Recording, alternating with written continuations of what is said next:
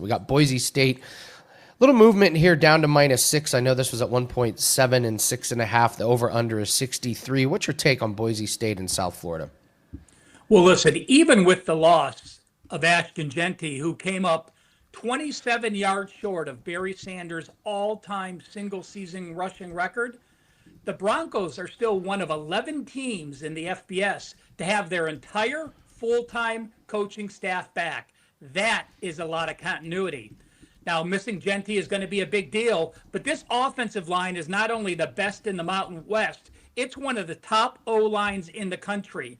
4 returning starters are back, including an All-American, and the one starter they have to replace is from a player who started 13 games 2 years ago, only started 3 games last year, and got injured. To me, that is basically returning your entire offensive line.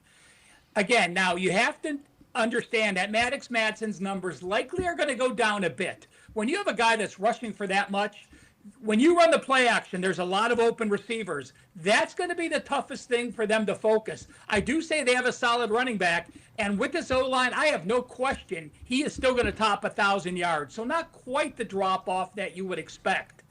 But I look at USF, and this is a team I like very much so.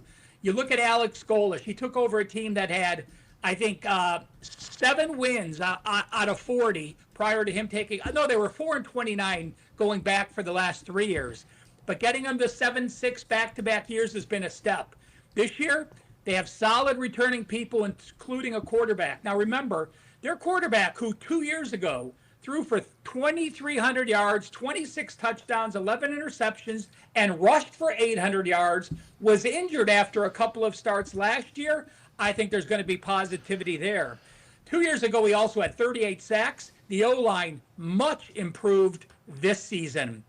Now, I did go to the database, and it does tell us that in Game 1 in college football, if it's an FBS versus FBS team, home dogs since 2014 are 58-36, 61%. A very positive number there. And then you look at Boise. This is a 5:30 start. They moved it to 5:30 to kick off the college football season on 30 couple hours early. Boise's making that trip from Boise, Idaho to Tampa, Florida, where it's going to be 90-plus degrees, 80-plus humidity, and it's going to feel like 115 degrees. That's a tough situation for a team wearing dark blue jerseys on the road in Florida in August. USF is a team I have on the rise up this year. I feel comfortable taking the 6 points in this game.